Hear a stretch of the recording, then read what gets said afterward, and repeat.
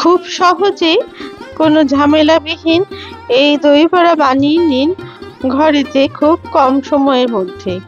এখানে কোনো ডাল ভেজাতেও হবে না আর ডাল বাটতেও হবে না। তাহলে আসুন দেখে নেওয়া যাক রেসিপিটা। হ্যালো এভরিওয়ান, অসীমার কিচেনে আপনাদের সকলকেই স্বাগত। এই দই বড়া বানানোর জন্য আমি নিয়ে নিয়েছি 1 বাটি সুজি আর 1 বাটি টক দই। টক দইটা অবশ্যই জল ঝরানো ছিল। প্রথমে দুটো উপকরণ একসাথে দিয়ে খুব ভালো করে কিন্তু বাটির মধ্যে আমি চামচের সাহায্যে মিশিয়ে নিলাম। খেয়াল রাখতে হবে সমস্ত সুজিটা যেন দইয়ের মধ্যে ভালো করে মিশে যায়। এটা খুব টাইট হয়েছিল বলে আমি 2 চামচ মতো এখানে জলের ব্যবহার করলাম। তারপরে আবার ভালো করে এটাকে ফেটাতে থাকলাম। মিনিট 2-3 ফেটানোর পরে আমি এটাকে এবার রেস্টে রেখে দিলাম মিনিট 15 মতো, যাতে করে সুজিটা একটু ভিজে যায় আর ফুলে ওঠে তার জন্য। সবুজ চাটনি বানানোর জন্য মিক্সার জারে দিয়ে দিলাম 1 মুঠো পুদিনা পাতা, 2টো কাঁচা লঙ্কা, 1 মুঠো ধনেপাতা আর দিয়ে দিলাম 1 টুকরো আদা। এখানে আদাটাকে গ্রেট করে দিয়ে দিলাম, 1.5 ইঞ্চ মতো আদাটা ছিল। পুরো আদাটাই আমি গ্রেট করে এর মধ্যে দিয়ে দিলাম। আর দিয়ে দিলাম 1/2 চামচ মতো নুন আর 1/2 চামচ মতো চিনির গুঁড়ো। অন্যদিকে একটা বাটির মধ্যে তেঁতুলের চাটনি বানানোর জন্য 50 গ্রাম মতো তেঁতুল জলে ভিজিয়ে রেখেছিলাম। সেটাকে একটু চটকে নিয়ে তারপরে চাটনির মধ্যে দিয়ে এটাকে ছেঁকে এর রসটা বার করে নিলাম। তেঁতুলের রসটা বা তেঁতুলের কাঁইটাকে পুরো এরকম হাতের সাহায্যে চেপে চেপে বার করে নিতে হবে। তারপরে এর মধ্যে আমি দিয়ে দিলাম 1/2 চামচ মতো নুন আর দিয়ে দিলাম এর মধ্যে 1 চামচ মতো চিনির গুঁড়ো। আপনারা এমনি সাধারণ চিনিও ব্যবহার করতে পারেন। আর দিয়ে দিলাম 1.5 চামচ মতো আখের গুড়। অন্যদিকে দেখুন সবুজ চাটনিটা আমি খানিকটা পিষে নিয়েছি। এরপর আমি এর মধ্যে দিয়ে দিলাম 1 চামচ মতো লেবুর রস। এখানে আমি গন্ধরাজ লেবুর ব্যবহার করেছি, আপনারা যে কোনো লেবুর রসই কিন্তু এখানে ব্যবহার করতে পারেন।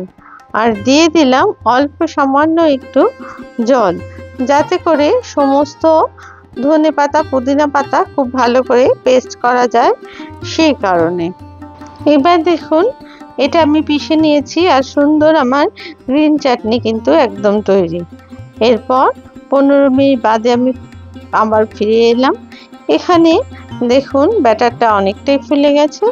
এর মধ্যে আরও 2 চামচ মতো জল দিয়ে আমি একটু হুইস্কের সাহায্যে খুব ভালো করে এটা ফেটাতে থাকলাম।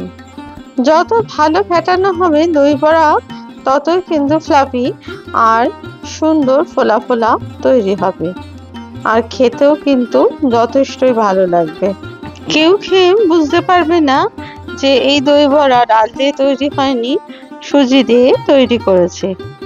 এবার এর মধ্যে দিয়ে দিলাম 1 চামচ মতো নুন, 1 চামচ মতো মৌরি, 1 চামচ মতো ভাজা মশলার গুঁড়ো আর 1/2 চামচ মতো কাশ্মীরি লাল লঙ্কার গুঁড়ো। সমস্ত উপকরণগুলো খুব ভালো করে মিশিয়ে আমি এটাকে ফেটাতে থাকলাম। নুনটা আপনারা অবশ্যই আপনাদের স্বাদ অনুযায়ী দেবেন। আর ভাজা মশলার গুঁড়ো যেটা আমি ব্যবহার করেছি সেটা ধনে, জিরে আর শুকনো লঙ্কা ড্রাই রোস্ট করে মিহি করে বেটে নিয়েছি। আমি অনেক ভিডিওতেই এটা দিয়েছি, তাই আর আলাদা করে দেখালাম না। সবশেষে দিয়ে দিলাম আমি 1/2 চামচ মতো বেকিং সোডা। এরপর সমস্ত উপকরণগুলো খুব ভালো করে আমি হুইস্কের সাহায্যে ফেটাতে থাকলাম। এটা কিন্তু বেশ খানিকক্ষণ ধরে ফেটাতে হবে, তাহলে কিন্তু খুব ভালো হবে দই বড়া। এরপর অন্যদিকে চাটনি তৈরির জন্য একটা কড়াইয়ের মধ্যে ঢেলে দিলাম তেঁতুলের কাঠটাকে। তারপরে খুব ভালো করে এটা জাল দিতে থাকলাম। যতক্ষণ না এর মধ্যে একটা চিটচিটে ভাব আসছে ততক্ষণ এটা নেড়ে যেতে হবে। এটা খুব তাড়াতাড়ি কিন্তু চিটচিটে হয়ে যাবে, যেহেতু এর মধ্যে আখের গুড় আর অল্প চিনি আছে। মিনিট 5-7 জাল দেওয়ার পরেই আমার তেঁতুলের কাত কিন্তু দেখুন সম্পূর্ণ তৈরি।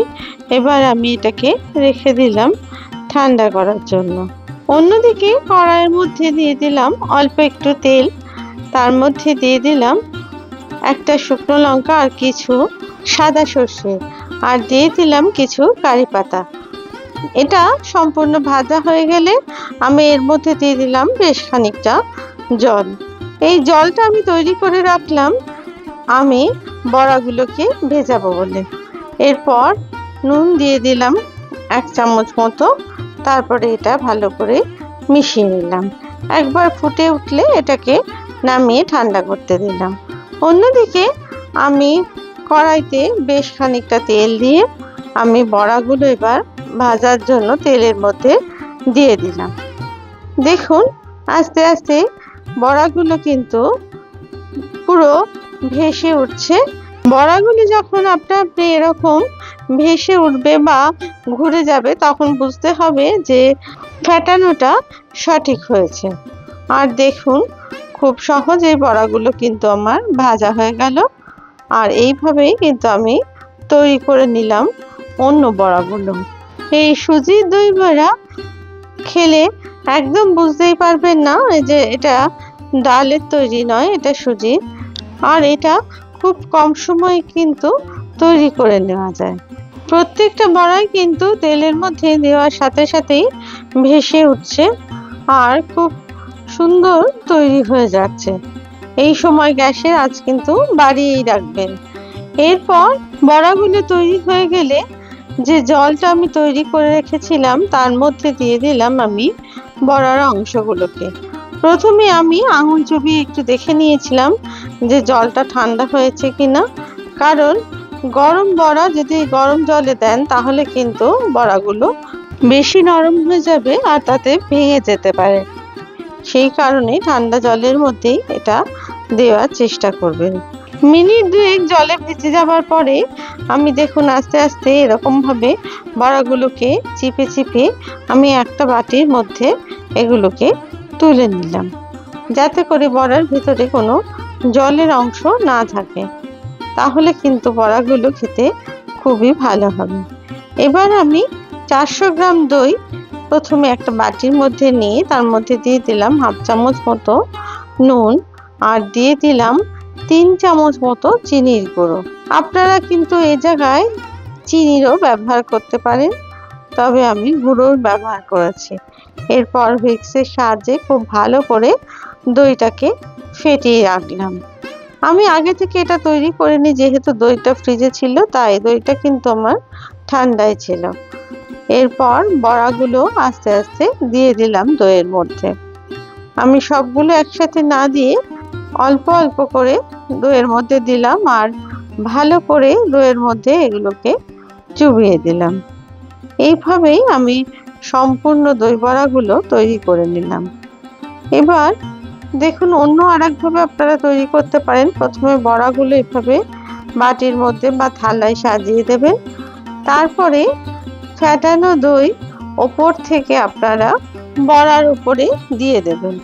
তাহলে দেখবেন বড়াগুলো কিন্তু সুন্দরভাবে দইয়ের মধ্যে মিশে যাবে আর সব বড়ার মধ্যে কিন্তু দই কিন্তু খুব ভালোভাবে ঢুকে যাবে।